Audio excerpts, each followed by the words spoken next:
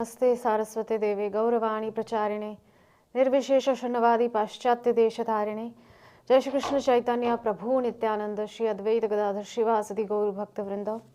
हरे कृष्ण कृष्ण कृष्ण हरे हरे, हरे राम राम राम हरे हरे। हरे कृष्णा। स्वागत है आप सभी का इस्कॉन मायापुर टीवी के आज के प्रसारण में। हमारी इस ब्रह्म संहिता की श्रृंखला की आज चौथी और आखिरी कड़ी में। तो आज अंतिम दिवस है और बचे हुए 9 श्लोकों पर हम चर्चा करने वाले हैं। पिछले 3 दिनों में हमने 19 श्लोकों पर चर्चा की। ब्रह्म संहिता यानी कि ब्रह्मा जी के द्वारा भगवान के लिए की गई जो स्तुति है वही है ब्रह्म संहिता। और प्रथम दिन हमने इस बारे में चर्चा की थी कि जो सभी वेदों का सार है वो है भागवतम, और भागवतम का भी जो सार है वो है ब्रह्म संहिता। यानी कि आपको यदि कृष्ण को जानना है और संक्षेप में जानना है तो आप ब्रह्म संहिता का अध्ययन कर सकते हैं, और कृष्ण को जानने के बाद आप निश्चित ही कृष्ण से प्रेम करेंगे। तो पहले दिन और दूसरे दिन भी मैंने आप सबसे निवेदन किया था कि बहुत ही छोटी सी पुस्तक है, मात्र 25 रुपये। आप अवश्य ब्रह्म संहिता का अध्ययन कीजिए, घर में अपने लाइए, और भी जितना ज़्यादा संभव हो श्रील प्रभुपाद के ग्रंथों का अध्ययन कीजिए। क्योंकि आज जिस जगह पे आप मुझे देख रहे हैं, पूरी दुनिया मायापुर टीवी के ज़रिए मुझे देख रही है, वो सब कुछ श्रील प्रभुपाद के ग्रंथों का ही प्रतिफल है। और हम सभी जानते हैं कि इस्कॉन जगत में जो कोई भी अपने आप को डेडिकेट या डिवोट करता है वो केवल और केवल श्रील प्रभुपाद के ग्रंथों का अध्ययन ही कर पाता है। और अध्ययन करने मात्र से ही जीवन में इतना क्रांतिकारी, इतना रेवोल्यूशनरी चेंज आता है कि आपका जो जीवन है वो 360 डिग्री घूम जाता है। कहाँ आप भौतिकताओं में उलझे हुए रहते हैं और कहाँ श्रील प्रभुपाद के ग्रंथ का अध्ययन करने से आपका जीवन पूरी तरह से आध्यात्मिक हो जाता है। ऐसे कई उदाहरण हमारे इस्कॉन जगत में उपस्थित हैं और मैं खुद आपके सामने हूँ। 2008 में जब श्रील भक्ति चारू स्वामी गुरु महाराज ने उज्जैन में जब मंदिर का निर्माण किया, तो नए नए मंदिर को देखने के उत्साह में मेरे माता पिता भी गए और वहाँ से कुछ पुस्तकें लेकर आए, जैसे कि महारानी कुंती की शिक्षा है आत्मा का प्रवास। और केवल एक पुस्तक को पढ़ने मात्र से ही जीवन में बहुत बड़ा परिवर्तन आया। तो आप सबसे मेरा यही निवेदन है, क्योंकि मैं देखती हूँ यहाँ पर लोग आते हैं, जो विजिटर्स आते हैं, जो टूरिस्ट आते हैं, वो देखते हैं कि देखिए इस्कॉन के जो डिवोटीज़ हैं उनका लाइफस्टाइल कितना अच्छा है। हर समय चैंटिंग, बीट बैग में हाथ दे करके चैंटिंग करते हैं। विदेशी महिलाएं भी साड़ियां पहनकर रहती हैं एक भद्र महिला की तरह। ये है हमारे इस्कॉन की संस्कृति जो हमें श्रील प्रभुपाद की कृपा से प्राप्त हुई है। तो आप सबसे मेरा यही निवेदन है कि भारतीय संस्कृति को जितना ज़्यादा हो सके अपनाइए और श्रील प्रभुपाद के ग्रंथों का अध्ययन कीजिए, जिसके माध्यम से आपको अपने आप को पहचानने में सहायता मिलेगी। क्योंकि हमने प्रथम दिन के जो कड़ी थी, प्रथम दिन का जो एपिसोड था इस 4 दिनों के सेमिनार का जो प्रथम दिन था, उसमें हमने चर्चा की थी कि ब्रह्मा जी के मन में 3 प्रश्न उठे थे, जिनको कहा जाता है अथातो ब्रह्म जिज्ञासा, कि मैं कौन हूं, कहां से आया हूं और मुझे क्या करना है। वही क्वेश्चंस, वही प्रश्न हमें अपने जीवन में उतारने हैं। मैं कौन हूँ, मैं कहाँ से आया हूँ और मुझे क्या करना है। और अगर आपके जीवन में भी ये प्रश्न हैं तो मेरा आप सबसे यही निवेदन है कि जितना जल्दी हो सके श्रील प्रभुपाद के ग्रंथों का अध्ययन शुरू कीजिए। आपको निश्चित ही कुछ ही दिनों में आपकी तीनों प्रश्नों का उत्तर मिल जाएगा और आप कृष्ण को जान पाएंगे, जो सर्वोच्च सत्ता पुरुषोत्तम भगवान श्री कृष्ण है। उनको आप जान पाएंगे और कल भी मैंने कहा था कि बिनु जाने होए नहीं प्रीति। हाँ, जब तक आप किसी को जानते नहीं हैं आप उससे प्रेम नहीं कर सकते। तो कृष्ण को जानने का साधन है श्रील प्रभुपाद के ग्रंथ। कृष्ण क्या है, कृष्ण का धाम कैसा है, ये सब कुछ श्रील प्रभुपाद के ग्रंथों में उपलब्ध है। देरी है सिर्फ इतनी कि हम उनको पढ़ नहीं रहे हैं। तो प्रयास यही करना है कि जीवन को कृष्ण भावनामृतमय बनाना है, कृष्ण भावनामय बनाना है। तो आज का जो हमारा 9 श्लोकों का क्रम है उसको हम शुरू करते हैं। तो कल 47वें श्लोक तक हमने अध्ययन किया था और आज हम 48वें श्लोक पर अध्ययन करेंगे, कुछ चर्चा करेंगे। यस्यैक निश्वसित कालमथावलंब्य जीवन्ति लोमविलजादग जगदण्डनाथा विष्णुर्महानस इह यस्य कला विशेषो गोविंदमादिपुरुषं तमहं भजामि। कितना सुंदर श्री ब्रह्मा जी यहाँ पर भगवान की स्तुति में कह रहे हैं कि महाविष्णु के रोम छिद्रों से प्रकट ब्रह्मा एवं सारे जितने भी भौतिक ब्रह्मांड हैं उनके जो भी स्वामी हैं, यानी कि अलग अलग स्वामी हैं, जैसे कि इंद्र हैं और शिव हैं, देवी दुर्गा है इत्यादि, जो भी भगवान की इस प्रशासन व्यवस्था के छोटे छोटे कर्मचारी हैं, वे सभी अलग अलग ब्रह्मांडों के स्वामीगण उनके किसके, महाविष्णु के एक निश्वास के काल तक ही जीवित रहते हैं।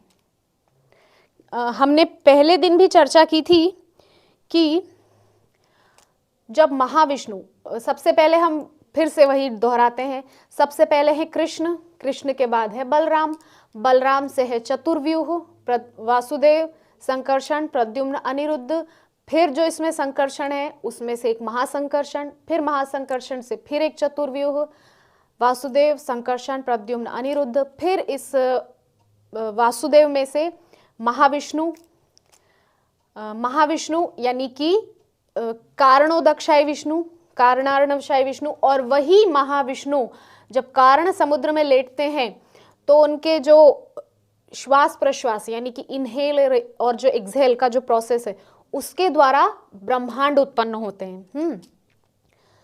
तो वो जितना श्वास लेते हैं और मतलब लेते हैं और निकालते हैं उतना ही समय तक वो जो अलग अलग ब्रह्मांडों के स्वामी हैं बस उतना ही जीवित रहते हैं। तो सोचिए महाविष्णु की आयु का हम कभी अनुमान, हमने ब्रह्मा की आयु का अनुमान लगाने का भी प्रयास किया है लेकिन हम नहीं कर सकते। बहुत अद्भुत है ये गणित। पहले भी बताया था कि खत्तर चतुर्युगी जब होती है तब एक मनु का राज्य होता है और ऐसी 14 मनु के राज्य होने पर ब्रह्मा जी का एक दिन होता है, और ब्रह्मा जी का जब पूरा एक दिन होता है तो सृष्टि क्रम चलता है, और जब ब्रह्मा जी का दिन पूरा होता है और रात्रि शुरू होती है तो प्रलय हो जाता है। लेकिन ऐसे ब्रह्मा 100 वर्षों तक जीते हैं। ब्रह्मा मतलब ब्रह्मा का जैसे मान लीजिए एक दिन यानी कि 24 घंटा, तो 24 घंटे में जो 12 घंटे दिन का समय है वो दिन के समय में सृष्टि क्रम रहता है, और जब ब्रह्मा जी की रात हो जाती है तो सृष्टि प्रलय में चली जाती है। तो इस प्रकार से ब्रह्मा जी का 24 घंटा यानी कि एक दिन पूरा होता है, और एक ब्रह्मा इसी प्रकार से 100 वर्षों तक जीवित रहता है। यानी कि महाविष्णु का एक श्वास प्रश्वास, एक श्वास लेकर के पुनः छोड़ना, ये है ब्रह्मा और अन्य सभी भौतिक ब्रह्मांड के स्वामी गणों का एक जीवन काल। तो आगे कह रहे हैं परंतु जिनकी एक विशिष्ट कला मात्र महाविष्णु हैं। यहां पर सार तत्व बोल दिया ब्रह्मा जी ने। क्या कह रहे हैं, यहाँ पे कृष्ण की चर्चा कर रहे हैं, महाविष्णु की चर्चा नहीं कर रहे हैं ब्रह्मा जी। पहले हम फिर से पढ़ेंगे इस सेंटेंस को। क्या कह रहे हैं, महाविष्णु के रोम छिद्रों से प्रकट ब्रह्मा एवं भौतिक ब्रह्मांडों के अन्य स्वामी गण उनके यानी कि महाविष्णु के एक निश्वास जितने काल तक ही जीवित रहते हैं, परंतु जिनकी एक विशिष्ट कला मात्र महाविष्णु है, यानी कि कृष्ण की एक कला है मात्र महाविष्णु, असली स्वामी तो कृष्ण है। और ऐसे ही आदि पुरुष गोविंद को मैं प्रणाम करता हूं, ब्रह्मा जी कह रहे हैं। तो महाविष्णु भगवान की एक कला है मात्र। यद्यपि पुरुषावतार में आते हैं ये सब महाविष्णु, यानी कि कारणोदक्षाय विष्णु, उसके बाद गर्भोदक्षाय विष्णु, उसके बाद क्षीरोदक्षाय विष्णु, तो ये तीनों जो है पुरुषावतार हैं। इसके अलावा भगवान के कलावतार होते हैं, युगावतार होते हैं, शक्तावेश अवतार होते हैं, मनवंतर अवतार होते हैं, लीला अवतार होते हैं। 6 प्रकार के भगवान के अवतार होते हैं, जिनमें से ये जो तीनों विष्णु हैं ये हैं पुरुषावतार। तब आगे श्रील भक्ति सिद्धांत सरस्वती ठाकुर कह रहे हैं, यहाँ विष्णु तत्व के महा ऐश्वर्य का वर्णन हुआ है। महा ऐश्वर्य का वर्णन, असल में जो यहाँ पर कहना चाह रहे हैं वो है कृष्ण की चर्चा हो रही है, कृष्ण के विषय में कहा जा रहा है, क्योंकि महाविष्णु उनकी कला है कृष्ण की। हाँ, तब आगे बढ़ते हैं 49वें श्लोक में। भास्वान यथाश्म शकलेषु निजेषु तेजः स्वीयं क्रियत् प्रकटयत्यपि तद्वदत्र ब्रह्माय एष जगदण्ड विधानकर्ता गोविंदमादिपुरुषं तमहं भजामि। कह रहे हैं कि सूर्य जिस प्रकार सूर्य कांतादि मणियों में अपने तेज का कुछ अंश संचार करता है, उसी प्रकार विभिन्नांश स्वरूप ब्रह्मा जिनसे प्राप्त शक्ति द्वारा ब्रह्मांड का विधान करते हैं। ब्रह्मा जी यहां अपने ही विषय में बात कर रहे हैं।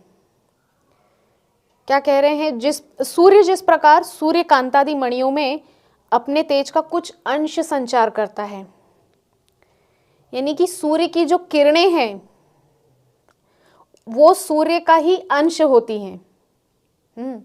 उसी प्रकार से ब्रह्मा जी कह रहे हैं कि जिसकी शक्ति के अंश से स्वयं मैं सृष्टि का जो है ब्रह्मांड का विधान करता हूं, और मुझे विधि यानी कि विधाता बना के मुझे बैठाया है, जिन्होंने ऐसे आदि पुरुष गोविंद को मैं प्रणाम करता हूं। तात्पर्य में श्रील भक्ति सिद्धांत सरस्वती ठाकुर कह रहे हैं कि ब्रह्मा 2 प्रकार के हैं।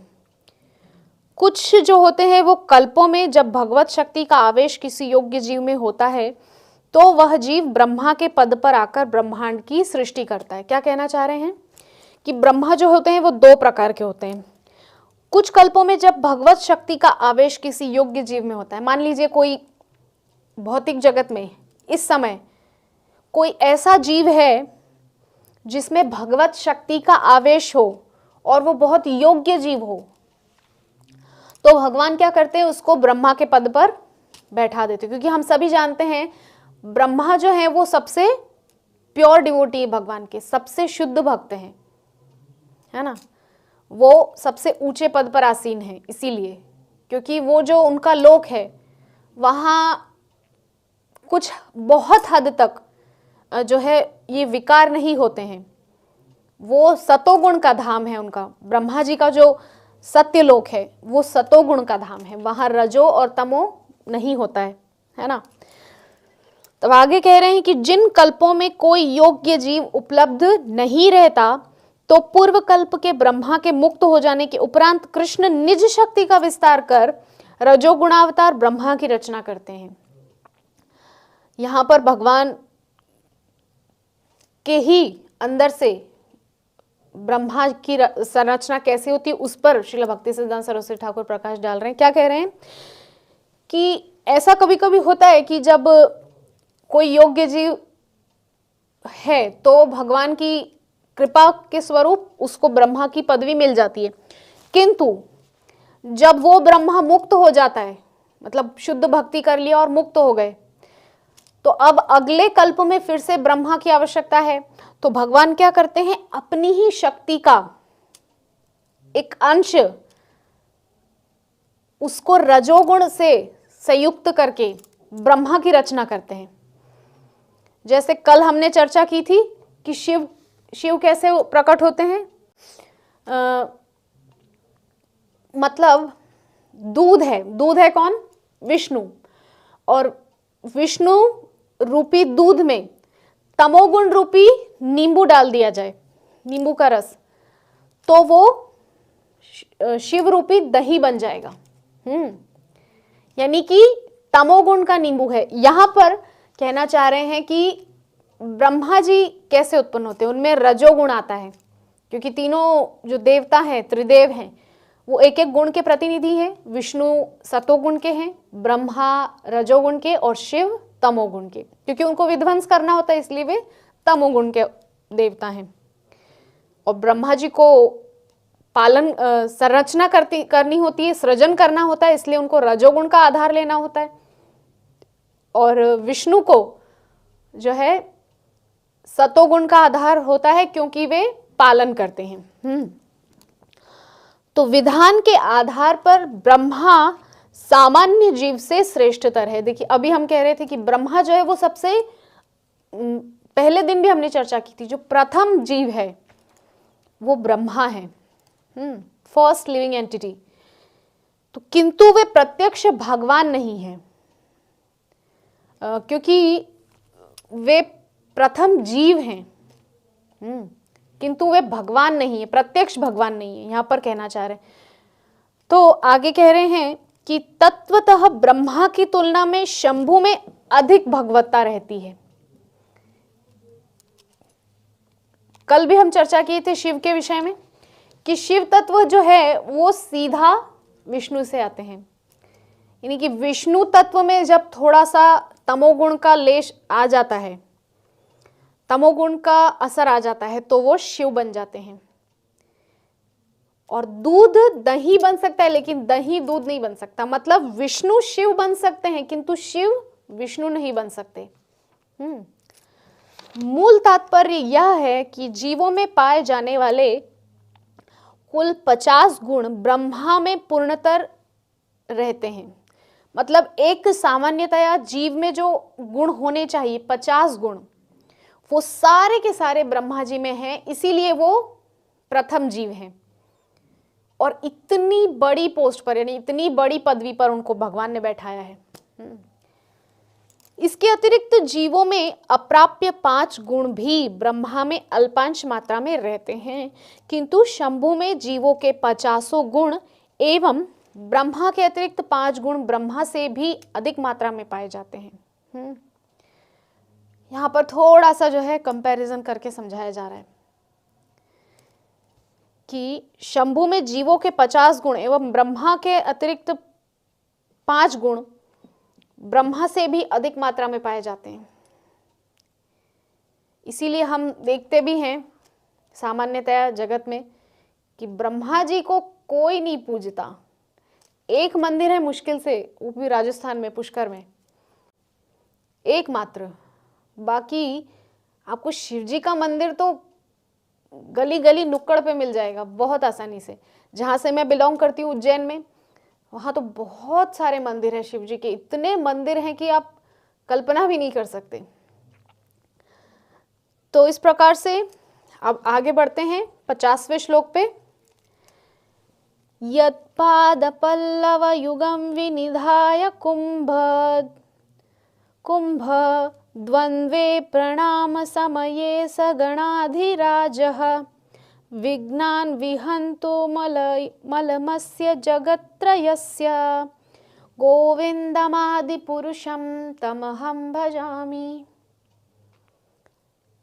तीनों लोकों के समस्त विघ्नों का विनाश करने हेतु शक्ति प्राप्त करने के उद्देश्य से जिनके चरण कमलों को श्री गणेश अपने मस्तक के दोनों कुंभों पर धारण करते हैं। क्या कह रहे हैं? तीनों लोकों के समस्त विघ्नों का विनाश करने हेतु गणेश जी को कहा जाता है विघ्न विनाशक, विघ्नहर्ता। और ऐसे ही विघ्नों का विनाश करने हेतु शक्ति प्राप्त करने के उद्देश्य से गणेश जी जिनके चरण कमलों को अपने मस्तक पर धारण करते हैं, ऐसे आदि पुरुष गोविंद को मैं प्रणाम करता हूं। तो तात्पर्य में श्रील भक्ति सिद्धांत सरस्वती ठाकुर कह रहे हैं कि भौतिक प्रगति के सारे विघ्नों का विनाश करने का अधिकार गणेश जी को दिया गया है। हम सभी जानते हैं वो गणाधिराज हैं, गणपति हैं, अर्थात हम सबके, जो अपने पूजन के योग्य उपासकों द्वारा पूजित होते हैं।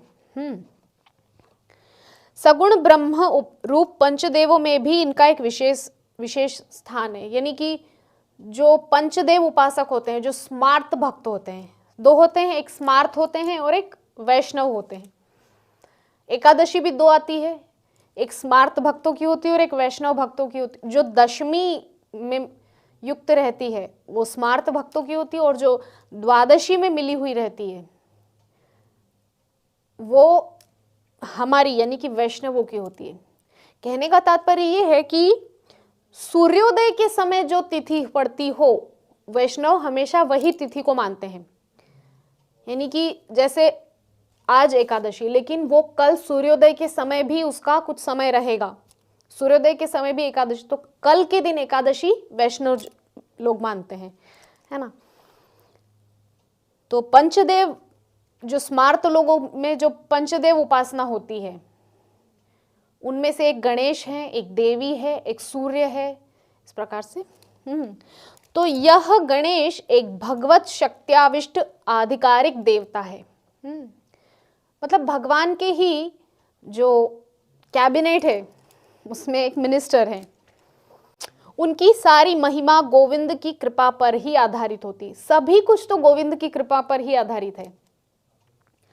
जितने ये ग्रह हैं, ग्रहों के स्वामी हैं, जो भी ये शनि है, मंगल है, गुरु है, बुध है, जो कोई भी है, राहु केतु, एवरीथिंग, सब कुछ तो गोविंद की कृपा पर ही आधारित है। कौन उनके बिना चल सकता है। तो अगले श्लोक में कह रहे हैं 51वें श्लोक में, अग्निर्मही गगन मम्बो मरुद्दिशश्च कालस्तथात्मा मनसीति जगत्त्रयाणि यस्माद् भवन्ति विभवन्ति विशन्ति यं च गोविन्दमादिपुरुषं तमहं भजामि। अग्नि, पृथ्वी, आकाश, जल, वायु, दिशाएं, काल, आत्मा एवं मन रूपी 9 तत्वों से युक्त तीनों लोक जिनसे उत्पन्न होते हैं, जिनमें स्थित रहते हैं और प्रलय के समय जिनमें प्रवेश कर जाते हैं, उन आदि पुरुष गोविंद का मैं भजन करता हूँ।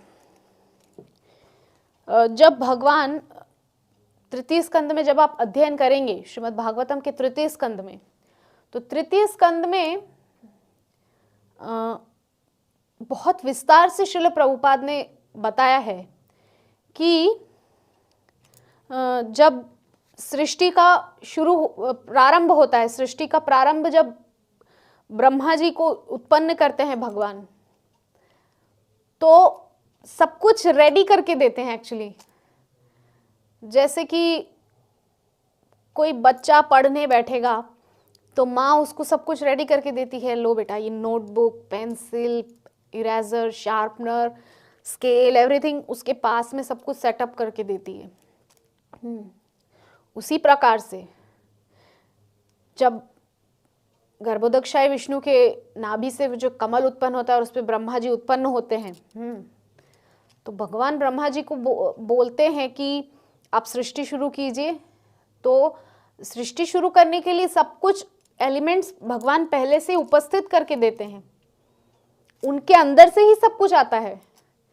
बहुत विस्तार से वर्णन है कि भगवान के नेत्रों से ये आया और उसको उसमें सम्मिलित होकर के फिर उस चीज की सृष्टि हुई, फिर भगवान के हाथों से वो देव प्रकट हुआ, उसका कंट्रोलिंग डीटी, तो फिर उसकी वजह से वो वाला तत्व प्रकट हुआ। इस प्रकार से बहुत विस्तार से और बहुत सुंदर वर्णन है श्रीमद् भागवतम के तृतीय स्कंद में।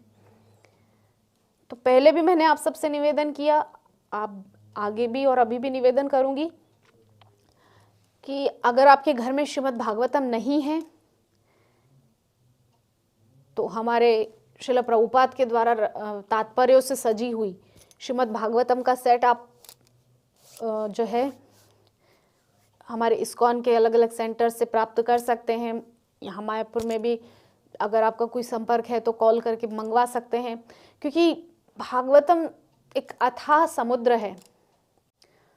उसके माध्यम से ना केवल आपको भगवान को जानने को मिलेगा कि भगवान कैसे हैं, लेकिन भगवान ने सृष्टि कैसे की, क्या क्या तत्व मिलाकर के सृष्टि हुई, कैसे प्रलय होता है, सृष्टि नहीं थी तब क्या था, सृष्टि है तब कैसे हो रहा है, और जब सृष्टि खत्म हो जाएगी, प्रलय हो जाएगी, तब कैसे क्या। तो सब कुछ आदि मध्यांत सब कुछ श्रीमद् भागवतम में है। तो यही निवेदन रहेगा कि श्रीमद् भागवतम का अध्ययन आप सभी कीजिए, न हो तो घर में आप लाइए श्रीमद् भागवतम, क्योंकि साक्षात श्री कृष्ण है श्रीमद् भागवतम। तेने वांगमयी मूर्ति प्रत्यक्षा वर्तते हरि, यानी कि भगवान की वांगमयी मूर्ति है, शब्दमय स्वरूप है। प्रत्यक्षा वर्तते हरि।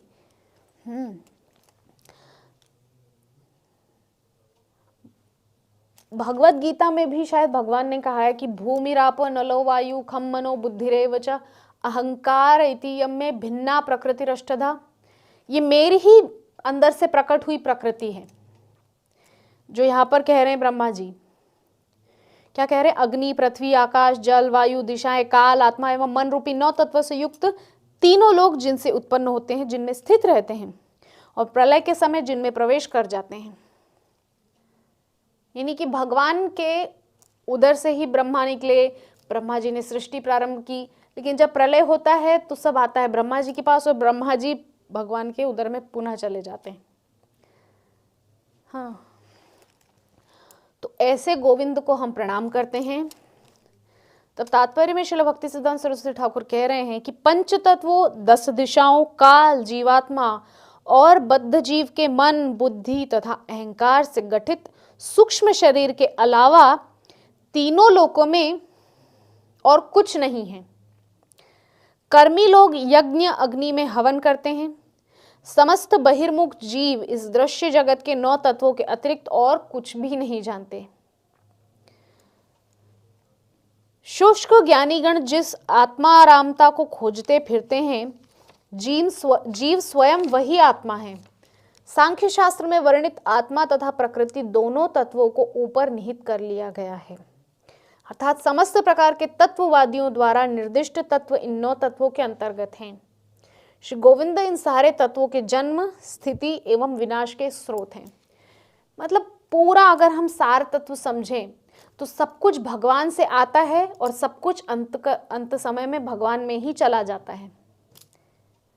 उनमें से आता है तब उनकी शक्ति में कोई कमी नहीं हो जाती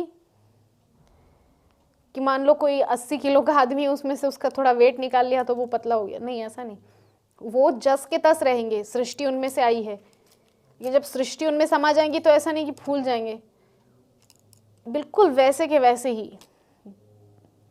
नव यौवनम च हमने अध्ययन किया था कल।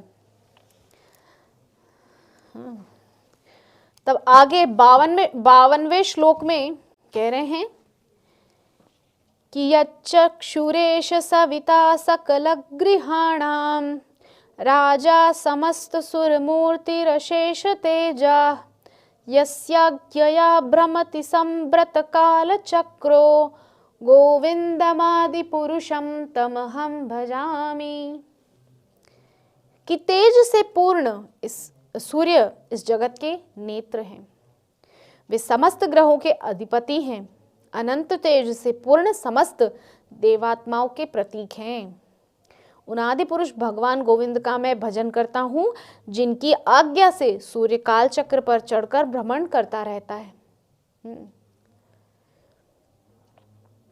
तो यहाँ पर सूर्य के विषय में कह रहे हैं ब्रह्मा जी कि सूर्य भी जिनकी आज्ञा पाकर के काल चक्र पर चढ़कर भ्रमण करता है, ऐसे गोविंद को मैं प्रणाम करता हूँ, ऐसे गोविंद की मैं भजना करता हूँ। क्योंकि सूर्य भगवान के नेत्र हैं, सूर्य और चंद्रमा, और समस्त जो ग्रह हैं उनके अधिपति सूर्य हैं, और स्वयं सूर्य जिनकी आज्ञा का पालन करते हैं, ऐसे गोविंद का मैं भजन करता हूँ, ब्रह्मा जी कह रहे हैं। तब तात्पर्य में क्या कह रहे हैं कि वैदिक धर्म के कुछ प्रवर्तक सूर्य को ब्रह्मा के रूप में पूजते हैं। सूर्य पंचदेवों में से एक है, अभी हमने चर्चा की थी, जो स्मार्त लोग जिन पंचदेवों की पूजा करते हैं उनमें से सूर्य भी एक है। कुछ लोग तेज को ही इस जगत का स्रोत मानते हैं और इस कारण से तेज के एकमात्र आधार्य सूर्य को इस जगत का हेतु मानते हैं। सारे विरोधी तर्कों के होते हुए भी अंततः सूर्य समस्त भौतिक तेज मंडल के अधिष्ठाता मात्र हैं, इसलिए एक आधिकारिक देवता हैं। और हम सभी जानते हैं जो नवग्रह हैं उनमें भी श्रेष्ठ हैं, सबसे ऊपर हैं, वे गोविंद की आज्ञा से अपनी विशिष्ट सेवा का कार्य करते हैं। सभी देवता कृष्ण की आज्ञा पर ही चलते हैं। एक मनुष्य ही है जो एकमात्र कृष्ण से जो है बगावत करता है, उनके अगेंस्ट जाता है। ये जो कार्य है मतलब गोविंद की आज्ञा से अपनी विशिष्ट सेवा का कार्य करते हैं। मतलब भगवान क्या है, साक्षात वेद हैं, वेद भगवान से ही आता है और वो भगवान के अनुसार कार्य करते हैं, भगवान की इच्छा अनुसार कार्य करते हैं। तो वो अपना कर्म कर रहे हैं। और जो भगवान का कहा नहीं मानते हैं और अपने जो है मतलब ठीक करते हैं लेकिन फिर भी भगवान की आज्ञा नहीं मानते हैं या वेद का कहा नहीं मानते, वो अकर्म करते हैं। और जो वेद के विरुद्ध कार्य करते हैं, जो मतलब वेद कह रहा है उसके विरुद्ध जाते हैं, उसको विकर्म कहते हैं। तब अगले श्लोक में यानी कि 53वें श्लोक में क्या कह रहे हैं कि धर्मोत्थ पाप निचय श्रुतयस्तपांसि ब्रह्मादि कीट पतगावधयश्च जीवा यद्दत्त मात्र विभव प्रकट प्रभावा गोविंदमादि पुरुषम तमहं भजामि। कि सभी धर्म, पाप समूह, वेद, तपस्याएं और ब्रह्मा से लेकर कीट पतंग तक समस्त प्रकट जीव जिनके द्वारा प्रदत्त शक्तियों से पालित होते हैं, उन आदि पुरुष भगवान गोविंद का मैं भजन करता हूं। मतलब पूरा जो कहने का तात्पर्य ब्रह्मा जी का है वो यही है कि सब कुछ भगवान से ही आता है। यहां पर भी वही कह रहे हैं, आ ब्रह्म स्थावर आदि नाम भागवतम में कहा गया है। मतलब ब्रह्मा जी से लेकर स्थावर यानी कि स्थावर जंगम जो इस भौतिक जगत की प्रजातियां हैं, यानी कि एक चींटी, आ ब्रह्म स्थावर आदि नाम, ब्रह्मा जी से लेकर चींटी सब क्या है, मरण धर्मा सृष्टि है। हाँ, और ये सब कुछ भगवान से ही आता है, भगवान के ही द्वारा प्रदत्त शक्तियों से पालित होते हैं। ऐसे उन भगवान का हम भजन करते हैं। तब तात्पर्य में कह रहे हैं कि धर्म का अर्थ है वेदाधिकार प्राप्त 20 धर्म शास्त्रों द्वारा विहित वर्ण और आश्रम के कर्म। अभी हम ऊपर वही चर्चा कर रहे थे कि वेदों के अनुसार कर्म करना। उनमें से वर्ण धर्म ब्राह्मण, क्षत्रिय, वैश्य और शूद्र के स्वभाव जनित कर्म हैं, एवं आश्रम धर्म वे कर्म हैं जो ब्रह्मचर्य, गृहस्थ, वानप्रस्थ और संन्यास के यथा योग्य आश्रमियों के उपयुक्त होते हैं।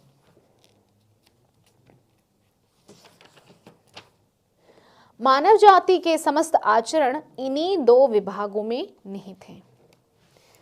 पाप का अर्थ है अविद्या। श्रीमद् भागवतम में भी स्पष्ट रूप से कहा गया है। और वो जो पूतना है, पूतना वो अविद्या है। और जो हमारा हिंदी टॉक शो होता है ना, उसमें भी एक दिन एक प्रश्न आया था कि हम चाहते नहीं है फिर भी हमसे गलतियां कैसे हो जाती, पाप कैसे हो जाता है। तो प्रभु जी ने बहुत सुंदर उत्तर दिया था, उसका कारण है अविद्या। हम अपने स्वरूप को नहीं जानते हैं और हम ये नहीं जानते कि भगवान कौन है। अगर हम अपने आप को और भगवान को जान लेंगे तो हम गलत करेंगे ही नहीं। लेकिन अविद्या, अविद्या मतलब क्या, अज्ञानता, हम जानते नहीं है, नॉलेज नहीं हमको, अपना भी नॉलेज नहीं है और भगवान के विषय में भी कोई नॉलेज नहीं है, इसीलिए हम गलतियां करते ही हैं। और ये गलतियां होती ही रहेंगी जब तक हम सही ज्ञान को प्राप्त नहीं कर लेते। और मैंने आपसे पहले भी कहा, श्रील प्रभुपाद के ग्रंथों का अध्ययन कीजिए, आप अपने विषय में और भगवान के विषय में बहुत स्पष्ट रूप से जान पाएंगे। और पाप करने की प्रवृत्ति इतनी आसानी से नहीं जा सकती। ये तो जैसे भागवतम में भी बोलते हैं, जब प्रायश्चित्त के विषय में सुखदेव जी परीक्षित को बता रहे हैं कि कर्मणा कर्म निर्हारो नाह्यात्यंती करिष्यते, उसके आगे श्लोक में मुझे याद नहीं आ रहा है इस समय, स्मरण नहीं आ रहा है, प्रायश्चित्यानि पापानाम ज्ञात्वहुतानि महर्षिधि। यानी कि जब तक आप पाप करेंगे प्रायश्चित करेंगे, पाप करेंगे प्रायश्चित करेंगे, किंतु अंदर से पाप करने की भावना जब तक नहीं जाएगी, ये तो वही है जैसे कि हाथी सरोवर में जा रहा है स्नान करने, स्नान करके फिर आ रहा है, फिर मिट्टी डाल ले रहा है, फिर अंदर जा रहा है, फिर स्नान करके आ रहा है, फिर मिट्टी डाल ले रहा है। ये तो वही बात होगी ना, आप पाप करोगे फिर प्रायश्चित करोगे, फिर पाप करोगे फिर प्रायश्चित करोगे।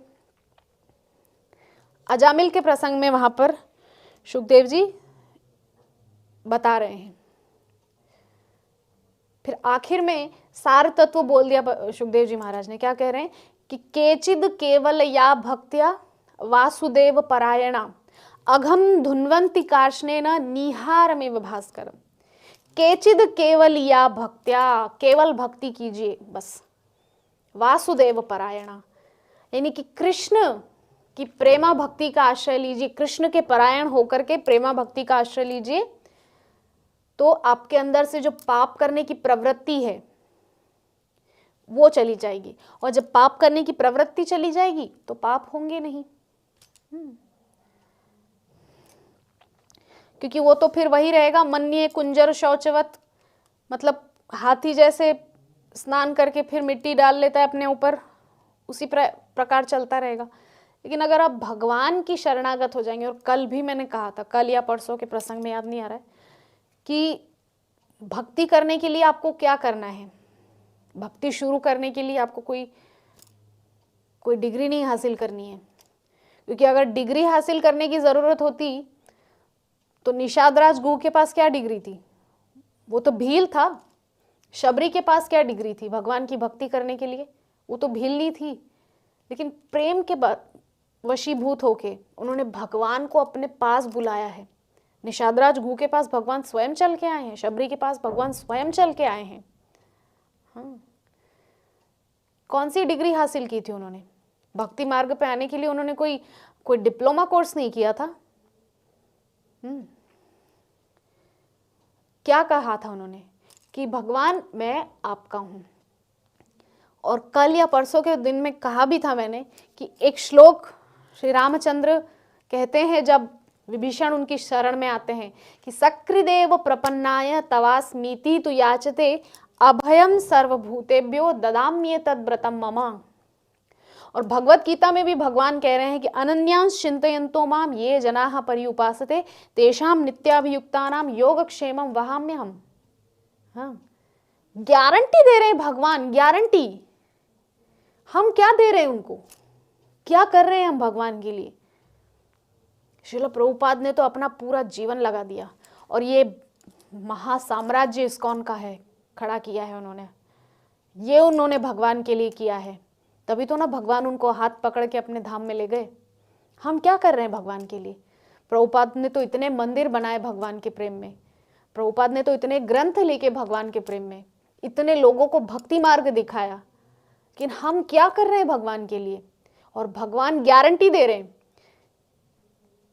कि अनन्यांश चिंतयन्तो माम, एक बार कोई बस मेरे ये कह दे कि मेरा आपके अलावा कोई नहीं है, अनन्यांश चिंतयन्तो माम ये जनाः पर्युपासते, तो तेषां नित्याभियुक्तानां योगक्षेमं वहाम्यहम्। उसका फिर योग क्षेम, उसकी दुख सुख सब कुछ मैं वहन करूंगा, उसका सब कुछ मैं हैंडल करूंगा, मैं टैकल करूंगा। भगवान गारंटी दे रहे हैं, उसी प्रकार राम जी भी गारंटी दे रहे हैं कि सकृदेव प्रपन्नाय तवास्मीति तु याचते। भगवान गारंटी दे रहे हैं कि एक बार बस कह दो सकृदेव प्रपन्नाय तवास्मीति तु याचते, मैं आपका हूं। तब भगवान क्या कह रहे हैं, अभयम सर्वभूतेभ्यो ददाम्येतत् व्रतम मम, मैं स्वयं आपको सबसे रक्षा दूंगा, निश्चित रहो, निश्चिंत रहो। तो क्या सार है भक्ति करने का, हम समझ गए। ना कोई डिप्लोमा कोर्स करना है, ना कोई डिग्री चाहिए, ना कोई बहुत वेदों का ज्ञान होना जरूरी है। अगर वेदों का ज्ञान ही होना जरूरी होता तो ध्रुव जी ने कौन से वेद पढ़ लिए थे? 5 वर्ष का बालक 5 महीने तपस्या की और भगवान प्राप्त हो गए। अगर ऊंचे कुल में जन्म लेना ही भगवान को प्राप्त करने का साधन है तो विदुर जी की क्या जाति थी? लेकिन भगवान ने उनके हाथों से सूखा साग और रोटी खाया है उनके घर में जाकर के। दुर्योधन के 56 पकवान छोड़ करके भगवान विदुर जी के घर खाने के लिए आए हैं, क्योंकि खाने का मामला नहीं है, बात है प्रेम, बात है भक्ति की। अगर प्रेमा भक्ति भगवान को अगर किसी शूद्र के पास भी दिखेगी ना तो भगवान वहां जाएंगे। चोखा मेला जैसे भक्त उदाहरण है इसका। श्री रैदास जी महाराज उदाहरण है ऐसी भक्ति का। मामला ये नहीं है कि आप मायने ये नहीं रखता कि आप कौन से वर्ण में उत्पन्न हुए हैं, कौन सी जाति, कौन सा कुल, खानदान क्या है आपका ना। शुद्ध भक्ति आपके अंदर प्रकट हो गई है तो निश्चित ही भगवान आपको प्राप्त होंगे। तो आगे कह रहे हैं 54वां श्लोक हम अध्ययन करते हैं। इसके बाद हमको बस पूरा करना है और फिर हम थोड़ा भक्ति सिद्धांत सरस्वती ठाकुर के जीवन पर थोड़ा सा प्रकाश डालेंगे। यस्त्विंद्र गोपमथवेंद्र महो स्वकर्म बंधानुरूप फल भाजन मातनोति कर्माणि निर्दहति किंतु च भक्ति भाजाम गोविंदमादि पुरुषम तमहं भजामि। जो एक इंद्रगोप जैसे क्षुद्र कीड़े से लेकर देवराज इंद्र पर्यंत समस्त जीवों को उनके कर्म फलों के अनुरूप फल का भोग कराते हैं, हम सब क्या कर रहे हैं? फलों का कर्म फलों के कारण ही तो ना यहाँ पर हैं, और हम सबों को ऐसा भोग, कर्म फलों का भोग कराने वाले भगवान ही तो हैं। एक बार द्वारिका में भगवान भोग पा रहे थे, भोजन प्रसादी पा रहे थे। माता रुक्मिणी पास में बैठ के पंखा झल रही है, सत्यभामा परोस रही है। तब भगवान ने क्या, एक चैंटा वहां से निकलता हुआ देखा। बड़ा मकोड़ा होता है चैंटा। भगवान ने देखा उसको निकलते हुए वहां से तो हंस पड़े। रुक्मिणी माता बोली कि भगवान क्या हुआ, हंस क्यों रहे हैं? बोले कोई बात नहीं देवी, वो जो चैंटा निकल रहा है ना उसको देख के हंसी आ गई और कुछ नहीं। बोले चैंटा तो मैं रोज देखती हूँ, मुझे तो हंसी आती नहीं, आपको हंसी क्यों आ रही है? कुछ तो कारण है। बोले नहीं नहीं ऐसी कोई बात नहीं, आप ठीक है छोड़िए। बोले नहीं नहीं आपको बताना ही होगा। तब भगवान बता रहे हैं कि देवी ये जो चैंटा है ना, ये 21 बार स्वर्ग का राजा इंद्र बन चुका है। और अब देखो एक चीनी के दाने के पीछे ये मकोड़ा, ये चैंटा दौड़ा जा रहा है। कर्मन की गति न्यारी। कहा 21 बार स्वर्ग का राजा इंद्र बन के स्वर्ग के आधिपत्य, स्वर्ग के सुखों को भोगने वाला आज चैंटा बन के गुड़ की सुगंधी के पीछे पीछे दौड़ा जा रहा है, एक चीनी के एक दाने के पीछे दौड़ा जा रहा है। ये होते हैं कर्मों के फल। भीष्म पितामह हमारे सामने उदाहरण है। 100 जन्मों पूर्व जो एक अपराध हुआ था, 100 जन्मों के बाद उसको भुगतना पड़ा है।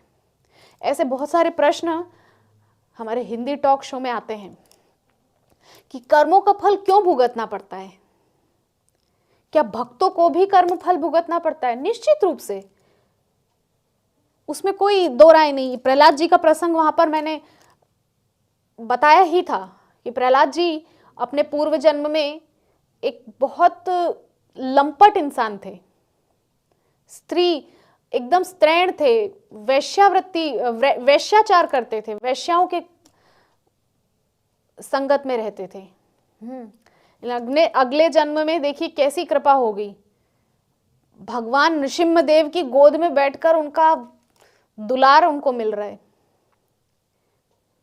तो लेकिन फिर भी कर्म फल के रूप में यह हुआ कि उस दैत्य हिरण्यकश्यपु के घर पुत्र बन के आना पड़ा, और इतनी इतनी त्रास हिरण्यकश्यपु ने अपने ही पुत्र को दी है। ठीक है, तो कहना चाह रहे हैं कि जो अपने भक्तों के समस्त सकाम कर्मों को समूल नष्ट कर देते हैं। तो देखिए, आप लोग जो प्रश्न पूछते हैं टॉक शो में कि क्या भक्ति करने पर भी हमको जो पूर्व कर्मों के फल वो भुगतने पड़ते हैं? यद्यपि कुछ कुछ कर्मों के फल भुगतना पड़ सकते हैं, लेकिन भगवान जो है, भक्ति की जो शक्ति है, मतलब ये जो भक्ति है हमारी, उसके बल पे भगवान हमारे जो पूर्व कर्मों के फल हैं उसको समूल नष्ट कर देते हैं। हम जितनी बार भगवान का नाम लेते हैं, हरे कृष्ण कृष्ण कृष्ण हरे हरे, हरे राम राम राम हरे हरे, उतनी बार हमारे अनंत कोटि पाप जल के भस्म हो जाते हैं।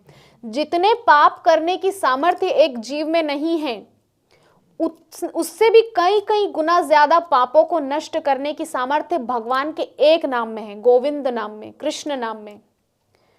हमारी सामर्थ्य जितने पाप करने की नहीं है, उससे कई ज्यादा पापों को समूल नष्ट करने की सामर्थ्य भगवान के एक नाम में है। इसलिए यदि आप भी पाप के फलों से मुक्त होना चाहते हैं तो जितना जल्दी हो सके हरिनाम जपना शुरू कीजिए। तो सार तत्व यही है कि भगवान का नाम लेने से, हरिनाम निरंतर जप करने से, मन लगे ना लगे डजंट मैटर, मन लगेगा कब लगेगा वो इतना मायने नहीं रखता है, लेकिन आप बस नाम जप शुरू कीजिए। उससे क्या होगा, धीरे धीरे धीरे धीरे आपकी जो ये पाप की गठरी है, जो पाप का एक बड़ा सा गट्ठर बन चुका है, इतने युगों युगांतरों से आपको जन्म लेते जा रहे हैं, बार बार आ रहे हैं, बार बार जा रहे हैं, तो धीरे धीरे वो जो भक्ति है, भक्ति की वजह से वो पाप की गठरी कट कट के समाप्त हो जाएगी, समूल नष्ट हो जाएगी, लेकिन समय लगेगा। इसीलिए कौमारम आचरेत, प्रहलाद जी महाराज ने कहा है कि बचपन से भक्ति शुरू कीजिए। अरे बचपन से नहीं कर पाए, आज अभी इसी वक्त से शुरू कीजिए, अभी भी देरी नहीं हुई है, आज से शुरू कीजिए। आपके पास जपमाला नहीं है, जितना जल्दी हो सके अपने आसपास के जो भी इस्कॉन सेंटर है वहां से एक जपमाला लीजिए, एक जप बैग लीजिए, और जो वहां पर सेवायत प्रभु जी हों उनसे समझिए कि उसकी विधि क्या है, किस प्रकार से जप किया जाए। तो जप शुरू कीजिए, निरंतर भागवतम और भगवत गीता जो कक्षाएं होती उनको आप उनमें जाकर के सुनिए बैठ कर के शांति से, और अपने घर में भी श्रीमद् भागवतम और प्रभुपाद के अन्य अन्य ग्रंथों का अध्ययन कीजिए।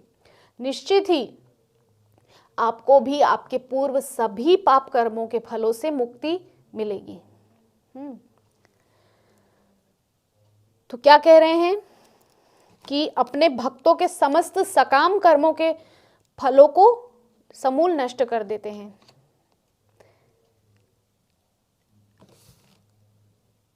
यहां पर एक बात कही गई है कि अपने भक्तों के, तो एक चीज यहां पर हम थोड़ा समझें कि जो ये श्लोक है, सकृत देव प्रपन्नाय तवास्मीति तु याचते, भगवान कहना चाह रहे हैं कि जो मेरे सामने आ गया उसको तो मैं पार कर दूंगा, लेकिन जो सामने नहीं आ रहा है, जो मेरे से छुप रहा है, जो मेरे से नजरें चुरा रहा है, नजरें बचा रहा है, उसको मैं कैसे पार करूं।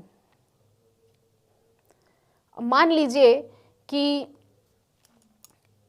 कोई व्यक्ति बैठा है, तो उसके सामने कुछ लोग जो हैं मदद के लिए उसको पुकार रहे हैं, तो वो सबसे पहले सामने जो मदद के लिए पुकार रहे हैं उनके पास जाएगा,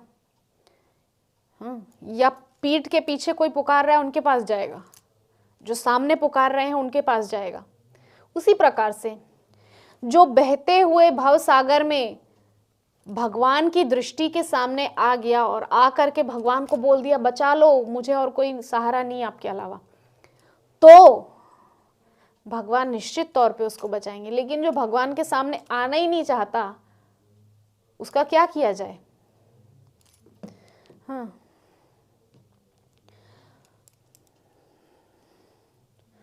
तो इसके बाद 55वें श्लोक में हम देखते हैं कि यम क्रोध काम सहज प्रणयादि भीति वात्सल्य मोह गुरु गौरव सेव्य भावै संचिन्त्य तस्य सदृशीं तनुमापुरेते गोविंदमादि पुरुषं तमहं भजामि। क्रोध, काम, सहज स्नेह, भय, वात्सल्य, मोह, श्रद्धा तथा सेवा भाव से जिनका चिंतन करके साधक उन्हीं भावों के यथा योग्य रूपों को प्राप्त हो जाते हैं, उन आदि पुरुष भगवान गोविंद का मैं भजन करता हूं। अब ब्रह्मा जी यहां पर कह रहे हैं कि भगवान को केवल प्रेमा भक्ति के माध्यम से पाने वाले भक्त हैं, ऐसा नहीं है। भगवान को क्रोध से भी पाया गया है, भगवान को द्वेष भाव रख करके भी पा लिया है कुछ लोगों ने, भगवान के प्रति काम भाव से भी लोगों ने उनको पा लिया है, वात्सल्य, स्नेह, मोह, कई कई भावों से। श्रीमद् भागवतम के 7वें स्कंद में जब श्री परीक्षित जी महाराज शुकदेव जी से पूछते हैं कि क्या भगवान सिर्फ जो है दैत्यों को मारते हैं और देवताओं को बचाते हैं, बस ऐसे ही करते हैं? बहुत सुंदर वहां पर श्लोक श्री परीक्षित जी महाराज वर्णन किए हैं, जो मुझे इस समय स्मरण नहीं आ रहा है, कि भगवान मतलब क्या सिर्फ देवताओं की ही साइड लेते हैं, दैत्यों को नहीं बचाते हैं, या इस प्रकार से ये तो जो है भेद दृष्टि भगवान की दिखाई दे रही है। तो वहां पर शुकदेव जी बोलते हैं, बोले मैंने तो तुमसे ऐसा नहीं कहा कि भगवान दैत्यों को मारते हैं और देवताओं को बचाते हैं। बोले आपने और बताया क्या इतने दिनों से? देवताओं की रक्षा की, दैत्यों को मार गिराया, यही सब तो चल रहा है। हाँ, श्लोक मुझे याद आया। शुकदेव जी से परीक्षित जी महाराज कह रहे हैं कि समप्रिय सुहृद ब्रह्मन भूतानाम भगवान स्वयं इंद्रस्यार्थे कथम दैत्यान अवधीत विषमो यथा, कि इंद्र के लिए, देवताओं के लिए दैत्यों को मार देते हैं, वध कर देते हैं। ये तो वैषम्य है, ये तो भेद दृष्टि है भगवान की। अवधीत विषमो यथा, यहां तो वैषम्य है। तब शुकदेव जी बोलते हैं नहीं राजन, ऐसा नहीं है। ये भेद सिर्फ उस चीज का है जो भगवान के सामने बहते हुए आ गया, भगवान की दृष्टि के सामने जो आ गया, ये सिर्फ भेद उसका है। देवता कुछ भी होने पर भगवान को याद करते हैं, लेकिन दैत्य नहीं याद करते। तो जो भव सागर में बहते हुए भगवान के सामने आ जाए, भगवान की दृष्टि में जो आ जाए, इसीलिए तो ना जब हम मंदिर जाते हैं तो इस प्रकार से हाथ ऊंचे करके भगवान को बताते हैं कि हम भी आए हैं आपकी शरण में। हाँ, तो उससे भगवान की आंखों में हमारा फोटो कैद हो जाता है, वो याद रखते हैं कि ये भी मेरी शरण में आ चुका है, अब मुझे इसका भी ध्यान रखना है।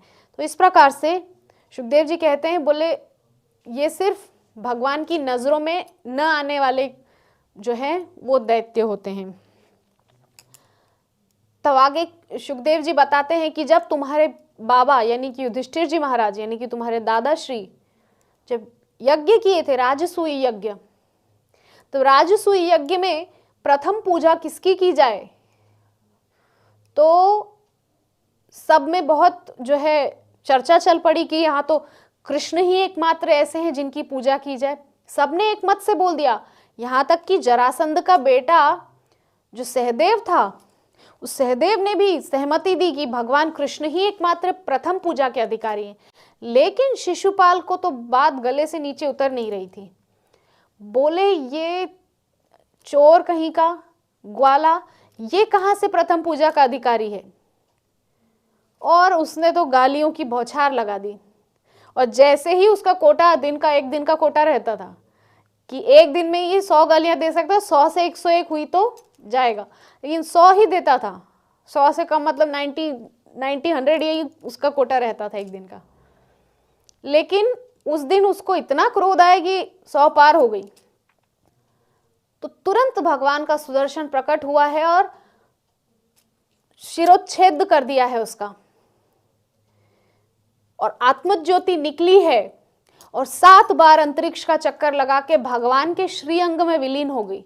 युधिष्ठिर जी महाराज तो देख के चकित हो गए, और पास में बैठे थे नारद जी महाराज। तो नारद जी महाराज से पूछने लगे कि भगवान ये क्या दृश्य है, भगवान को गिन गिन कर गालियां देने वाला ये शिशुपाल मैंने देखा, आपने देखा, पूरी सभा देख रही है, उसकी आत्मज्योति अंतरिक्ष में चक्कर लगा के और भगवान के श्रीअंग में विलीन हो गई, ये कैसे। तब नारद जी ने जो बात तुम्हारे पितामह दादाजी से कही थी परीक्षित, वो मैं आज तुमसे कह रहा हूं। सुखदेव जी कह रहे हैं सप्तम स्कंद में कि कामात् द्वेषात् यथा स्नेहात् था भक्ते ईश्वरे मनः आवेश्य तदगम हित्वा वहवस तद्गति गता। कि काम से, द्वेष से, क्रोध से, किसी भी भाव से भगवान का भजन किया जाए, भगवान की याद की जाए। भजन करना मतलब नाम जपना नहीं, ठीक है, नाम जपना भी भजन की ही एक विधि है, लेकिन स्मरण में होना चाहिए, सब समय चिंतन में और तन्मयता के साथ चिंतन। तो ये जो भगवान से द्वेष रखने वाले, कंस को भय था भगवान से, कंस ने भय की भक्ति की, उसको भय रहता था ये तो मेरा काल है मुझे मारेगा, तो भय की वजह से वो कृष्ण भक्ति करता था, उसके सब समय चिंतन में कृष्ण ही रहते थे, और इतनी तन्मयता से दाल में काला जीरा भी उसको काला कृष्ण ही दिखाई देता था। तो इतनी तन्मयता। तो कामात् द्वेषात् यथा स्नेहात्, किसी भी भाव से कृष्ण की भजना की जाए वो निश्चित ही कृष्ण को प्राप्त करेगा। यही बात ब्रह्मा जी भी यहाँ कह रहे हैं। क्या कह रहे हैं? क्रोध, काम, सहज स्नेह, भय, वात्सल्य, मोह, श्रद्धा तथा सेवा भाव से जिनका चिंतन करके साधक उन्हीं भावों के यथा योग्य रूपों को प्राप्त हो जाते हैं, ऐसे आदि पुरुष भगवान गोविंद को मैं प्रणाम करता हूं, उनका भजन करता हूं। तब आगे अंतिम श्लोक हम ले रहे हैं, इसके बाद हम थोड़ा भक्ति सिद्धांत सरस्वती ठाकुर के जीवन पर चर्चा करेंगे।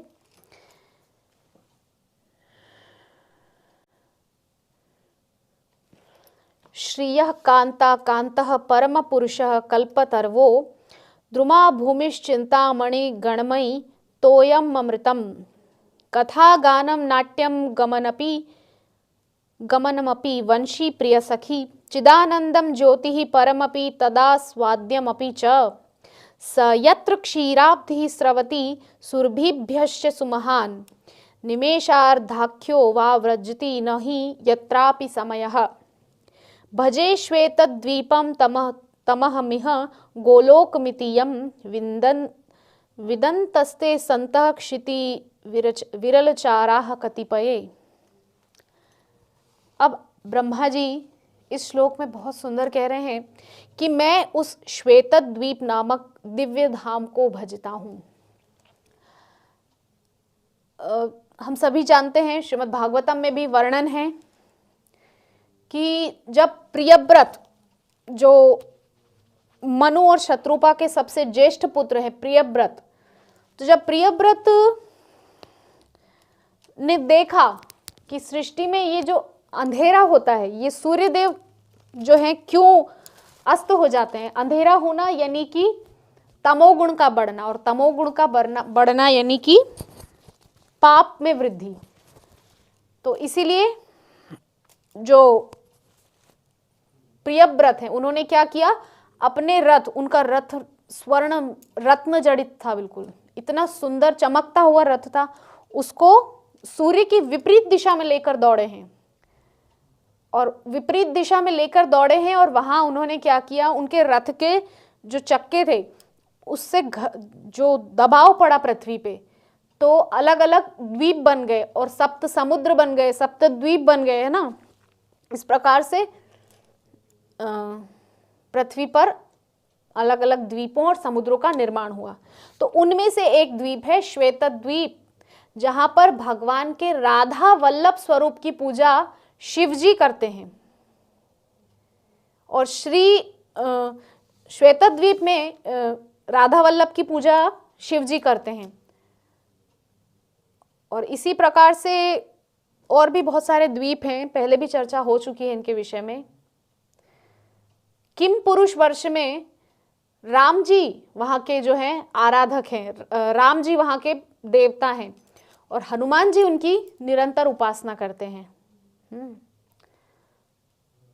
तो श्वेतद्वीप नामक दिव्य धाम की भजना करने की बात ब्रह्मा जी कह रहे हैं, जहां प्रिय लक्ष्मियां अपने शुद्ध भाव से परम पुरुष कृष्ण की अपने एकमात्र प्रेमी के रूप में सेवा करती हैं, जहां प्रत्येक वृक्ष कल्पतरु है, जहां की भूमि वांछित चिंतामणि है, सारा जल अमृत है, सारे शब्द गीत हैं, सारा गमन नृत्य है, वंशी जहां प्रिय सखी है, जहाँ की ज्योति चिदानंदमय एवं परम दिव्य जीव आनंदमय और आस्वाद्य है, जहाँ अनगिनत सुरभि गायें चिन्मय महाक्षीर सागरों को प्रवाहित करती है, जहाँ चिन्मय काल का नित्य अस्तित्व है, जिसमें सदा वर्तमान ही रहता है और भूत भविष्य नहीं होने के कारण अर्ध क्षण भी नहीं बीतता, और जो इस जगत में विरले भगवाननिष्ठ संतों द्वारा ही गोलोक के रूप में जाना जाता है। और हम सबको भी श्रील प्रभुपाद की कृपा से ये जानने को मिला है। तो इस एकमात्र श्लोक के माध्यम से ब्रह्मा जी ने पूरे गोलोक का वर्णन कर दिया, क्या क्या है गोलोक में सब कुछ बता दिया। क्या है वहां पर, कई कई लक्ष्मियां हैं जो प्रेमी के रूप में भगवान की वहां सेवा करती हैं, एकमात्र प्रेमी के रूप में, और कोई प्रेमी नहीं होता, एकमात्र प्रेमी वहां भगवान कृष्ण ही होते हैं। और पहले दिन में भी हमने चर्चा की थी, वहां के जो प्रत्येक वृक्ष हैं वो है कल्पतरु, और वहां के जो मतलब धाम बना हुआ है वो चिंतामणि से बना हुआ है, सारा जल अमृत है और सारे शब्द गीत हैं, वंशी ही सखी है, गमन ही नृत्य है, चलना ही वहां पे नृत्य है। इस प्रकार से अद्भुत प्रकाश है, और वहां पर भूत और भविष्य नहीं है, केवल वर्तमान है, इसलिए वहां पे समय बीतता ही नहीं है, मतलब वहां पे समय की सीमाएं नहीं है। और ऐसे गोलोक के विषय में कुछ ही विरले भगवाननिष्ठ संत जानते हैं। तो इस प्रकार से ये 56वें श्लोक तक हमने अध्ययन किया। इसके अलावा और भी श्लोक हैं, आप यदि अपने घर पर अध्ययन करें तो पूरा इसको अच्छे से अध्ययन कर सकते हैं विस्तार से। अब हम थोड़ा सा श्रील भक्ति सिद्धांत सरस्वती ठाकुर जो कि इस पुस्तक के लेखक हैं उनके परिचय यानी कि उनके जीवन के विषय में थोड़ा अध्ययन करते हैं। लेखक परिचय। श्रील भक्ति सिद्धांत सरस्वती श्री जगन्नाथपुरी धाम में श्रील भक्ति विनोद ठाकुर के यहाँ जन्मे थे, जो कि भगवान चैतन्य से चली आ रही परंपरा के महत्वपूर्ण कृष्ण भावना भावित आचार्य थे। हम सभी जानते हैं हमारे गौड़ीय ब्रह्म मध्व गौड़ीय संप्रदाय में एक आचार्य हुए हैं श्रील भक्ति विनोद ठाकुर, और उनकी ही दूसरी पत्नी के पुत्र हैं श्रील भक्ति सिद्धांत सरस्वती ठाकुर, जिनका पूर्व में नाम था बिमला प्रसाद, क्योंकि जगन्नाथपुरी में जो बिमला देवी है उन्हीं की कृपा के स्वरूप इनका जन्म हुआ था, इसीलिए श्रील भक्ति विनोद ठाकुर ने इनका नाम ही रख दिया बिमला प्रसाद। और ऐसे बिमला प्रसाद जो बचपन से ही इतने ज़्यादा उनके अंदर वैराग्य भाव था, एक बार जो है उनके जीवन में ऐसी घटना हुई कि उनके पिताजी ने आम लाए थे, मतलब सीज़न में जो पहला आम आता है तो लाए घर में, और उन्होंने क्या किया कि धो करके रखे थे कि थोड़ा ठंडा हो जाए, पानी में रख दिया है, जब ठंडा हो जाएगा तो भगवान को भोग लगाएंगे। लेकिन भक्ति सिद्धांत सरस्वती ठाकुर को पता नहीं था, बिमला प्रसाद को, तो उन्होंने जाकर के एक आम खा लिया। श्रील भक्ति विनोद ठाकुर ने जब देखा तो उन्होंने कहा, बेटा आपने ये क्या किया, अभी तो ये भगवान को भोग नहीं लगा था, ये तो भगवान को भोग लगाने के लिए रखा था। वो दिन का दिन था, उसके बाद श्रील भक्ति सिद्धांत सरस्वती ठाकुर ने आम को हाथ तक नहीं लगाया, जो कि उनका सबसे प्रिय फल था। बहुत उनको पसंद था आम, लेकिन बचपन से ही उन्होंने उस प्रिय फल को त्याग दिया, क्योंकि उनके मन में ये भाव आया कि जो चीज मेरे कृष्ण को अर्पित किए बिना मैंने खा ली, वो अब मुझे जीवन भर खाना ही नहीं है। कितना वैराग्य, कितना अद्भुत उनका भाव कृष्ण के प्रति था। और ऐसे ही आचार्यों की परंपरा में हम इस इस्कॉन में हैं, इस गौड़ीय संप्रदाय में हैं, ब्रह्म मध्व गौड़ीय संप्रदाय में। सरकारी मजिस्ट्रेट के पद पर रहकर श्रील भक्ति विनोद भारत में, और आपको मैं यहाँ बता दूं कि श्रील भक्ति विनोद ठाकुर अंग्रेजी शासन में सबसे पहले मजिस्ट्रेट थे। सबसे पहले मजिस्ट्रेट श्रील भक्ति विनोद ठाकुर ही थे। जो अंग्रेज शासन था, जो इंग्लैंड की, जो ब्रिटेन, जो सत्ता यहाँ पर चल रही थी, हाँ, तो उस पद पर रहकर भी श्रील भक्ति विनोद भारत में भगवान चैतन्य की शिक्षाओं की स्थापना करने का अथक प्रयास करते रहे। जहां दुर्भाग्यवश लोग भगवान कृष्ण की भक्ति के सिद्धांतों से विमुख हो चले थे, क्योंकि उस समय जब भक्ति विनोद ठाकुर थे, उस समय बहुत सारे जो अपसंप्रदाय हैं, वो अपसंप्रदायों ने अपना डेरा जमा लिया था कि ये बाबा जी हैं, इनकी पूजा करो तो वो मिलेगा। और इस प्रकार से हमने देखा ही अभय चरण सीरीज में श्रील भक्ति चारू स्वामी गुरु महाराज ने बहुत अच्छे से बताया है। वो फल्गु भगवान, राम कृष्ण राम भैया फल्गु भगवान, तो जो इस प्रकार के जो बाबा होते थे, जो कुछ छोटी मोटी शक्तियां अर्जित कर लेते थे, तो शक्ति अर्जित करके वो ही भगवान बन जाते थे। भगवान को तो पता नहीं कहाँ छोड़ आते थे और स्वयं ही भगवान बन जाते थे। तो इस प्रकार से बहुत सारे अपसंप्रदायों का बोलबाला था। श्रील भक्ति विनोद ठाकुर जब थे तो उनके मन में एक टीस उठती थी कि काश ऐसा हो कि जो असली भगवान है, भगवान श्री कृष्ण, और उन्हीं श्री कृष्ण का स्वरूप साक्षात कृष्ण ही कलयुग में जो श्री चैतन्य महाप्रभु के रूप में आए, उनकी शिक्षाओं का यदि थोड़ा विस्तार हो सके भारत में और सभी पूरी दुनिया में, तो कितना अच्छा हो। तो उनके मन में ये भाव भी चलता रहता था। अपना काम भी करते थे और कई कई शरणागति के उन्होंने भाव पद भी लिखे हैं, बहुत सुंदर, बहुत सारे भजन पद श्रील भक्ति विनोद ठाकुर ने लिखे हैं, ग्रंथ भी लिखे हैं। इतना व्यस्त जीवन होने के बावजूद उन्होंने कृष्ण भक्ति में बहुत कुछ योगदान दिया है।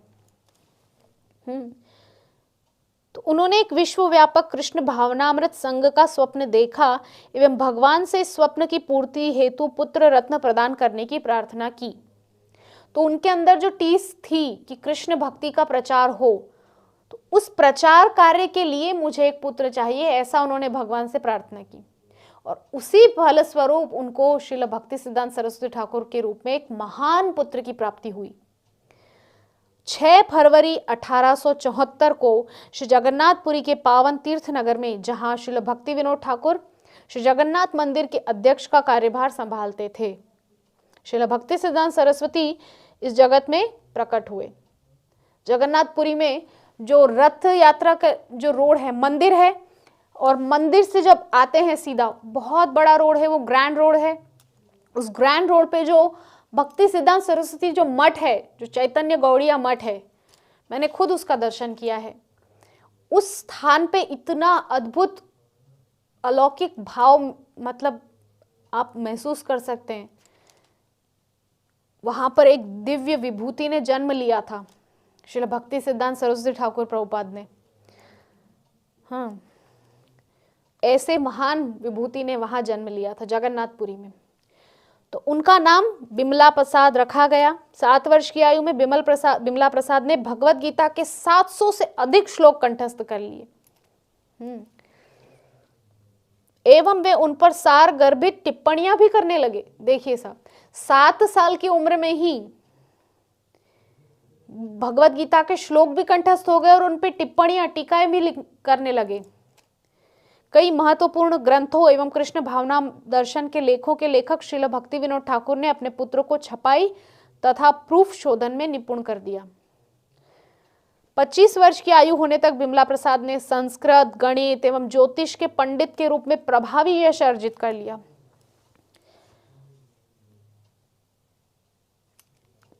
उनके ज्योतिष ग्रंथ सूर्य सिद्धांत के कारण उनको अत्यधिक विद्वता हेतु सिद्धांत सरस्वती की उपाधि मिली।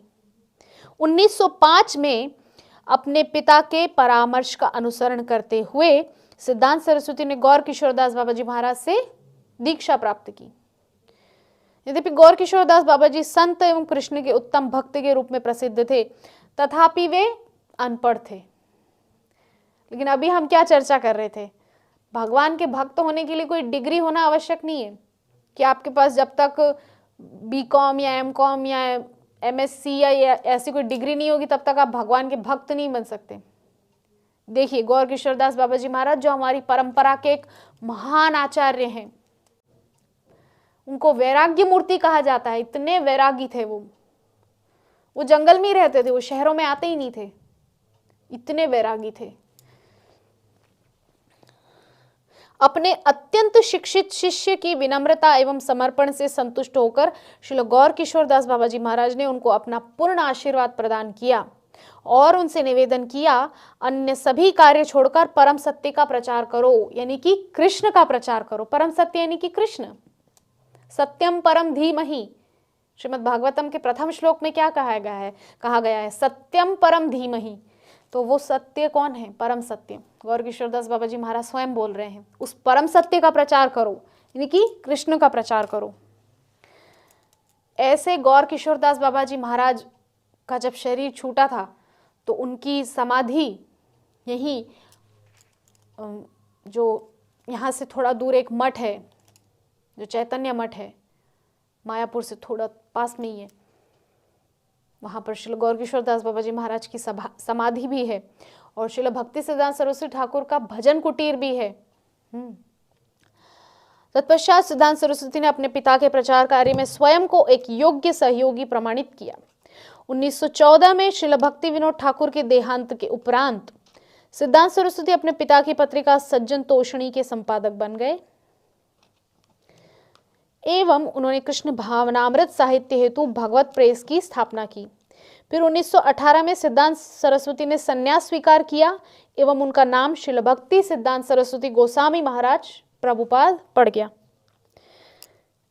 गौड़ीय मठ जो है हमारे इस ब्रह्म मध्व गौड़ीय संप्रदाय में, वहां श्रील भक्ति सिद्धांत सरस्वती महाराज श्रील प्रभुपाद को श्रील प्रभुपाद कहकर ही बुलाया जाता है।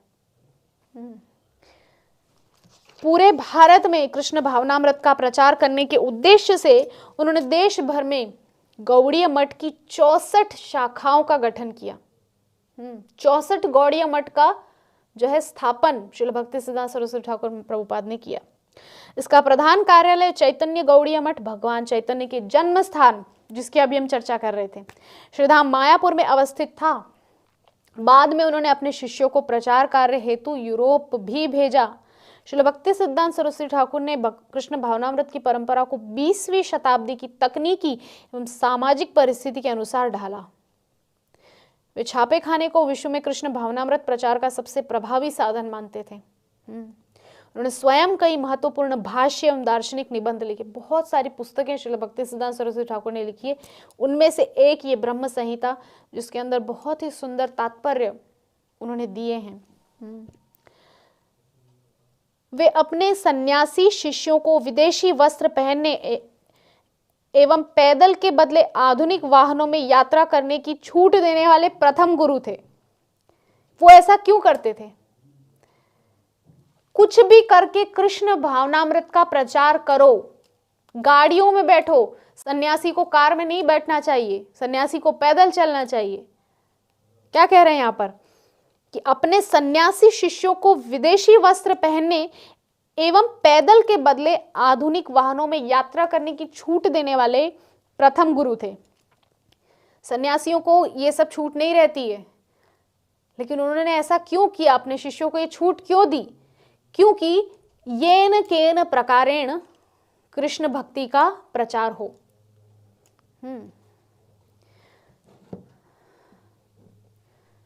तस्मात् केनाप्युपायेन मनः कृष्णे निवेशयेत्। किसी भी उपाय से लोगों का मन कृष्ण में लगे वो जरूरी है। गाड़ी में चल रहे हो, पैदल चल रहे हो, क्या पहन रहे हो, डजंट मैटर, उतना मायने नहीं रखता है। 1922 में एक मेधावी युवा छात्र अभय चरण दे, यानी कि हमारे श्रील प्रभुपाद श्रील भक्ति सिद्धांत सरस्वती से कलकत्ता के गौड़ीय मठ में मिले।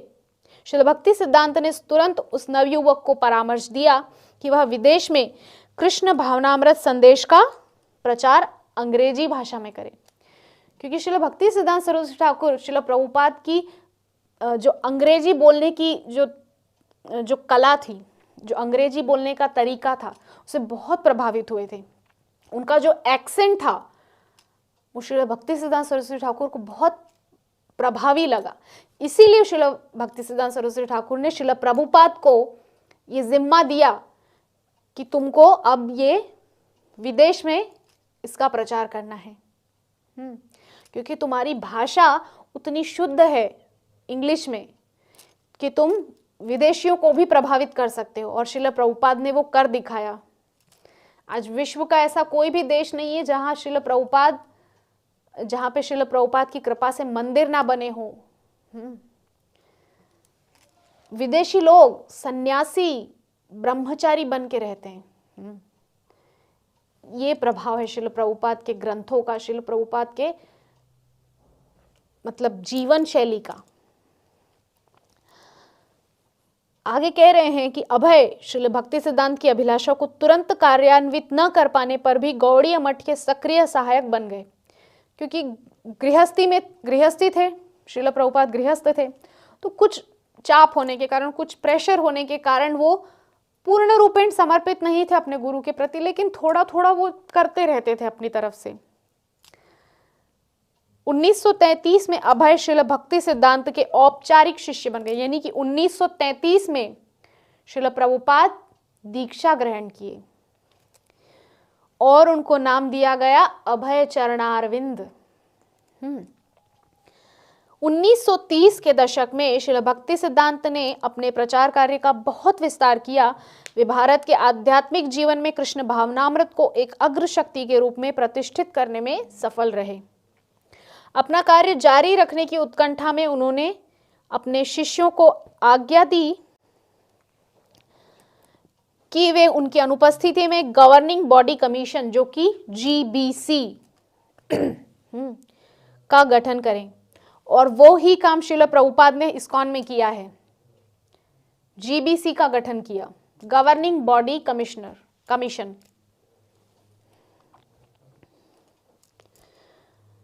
हाँ, तो 1 जनवरी 1937 को श्रील भक्ति सिद्धांत सरस्वती इस जगत से विदा हो गए।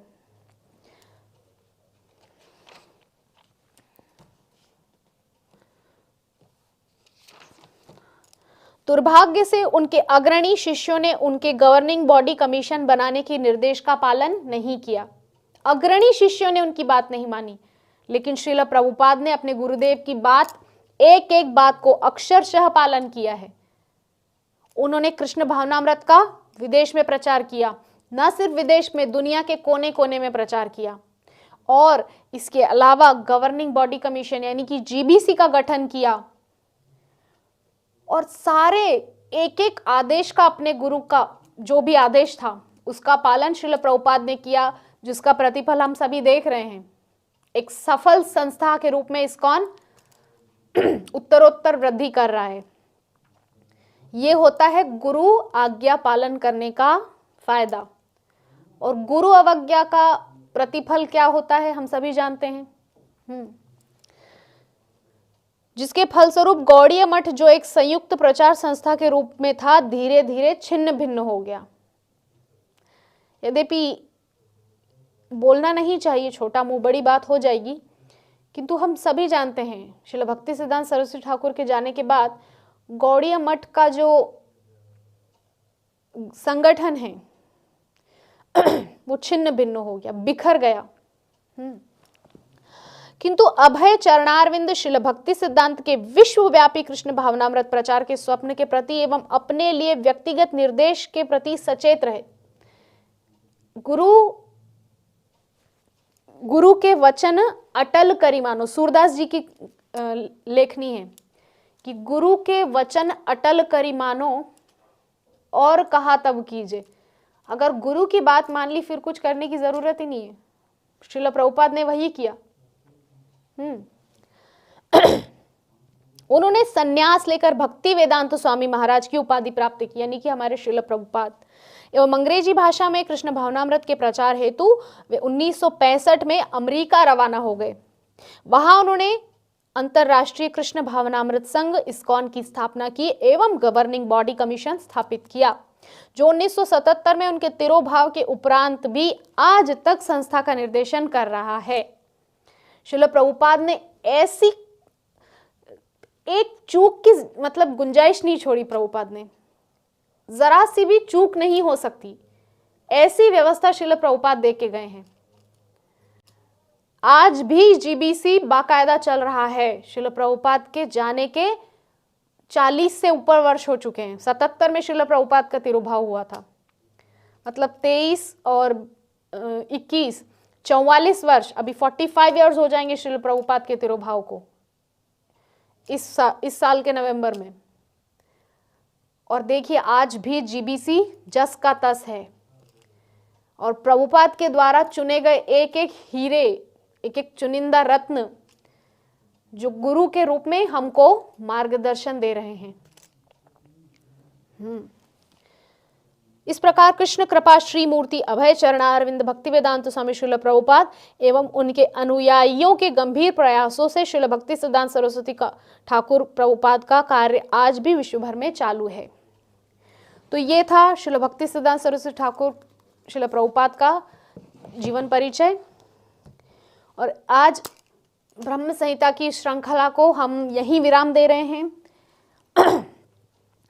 28 श्लोक जो महत्वपूर्ण श्लोक हैं उन पर हमने चर्चा की। बहुत ही सुंदर श्लोक हैं। आप सबसे निवेदन है अपने अपने घरों में ब्रह्म संहिता का अध्ययन कीजिए, श्रील प्रभुपाद के ग्रंथों का अध्ययन कीजिए, श्रीमद् भागवतम का अध्ययन कीजिए, हरिनाम का जप कीजिए और भगवान के चरणों में अपने आप को समर्पित कीजिए। इसी के साथ वाणी को यही विश्राम देंगे। हरे कृष्णा वांछा कल्पतरुभ्यश्च कृपा सिंधुभ्य एव च पतितानां पावनेभ्यो वैष्णवेभ्यो नमो नमः। हरे कृष्ण कृष्ण कृष्ण हरे हरे, हरे राम राम राम हरे हरे। जय जगत गुरु श्रील प्रभुपाद की।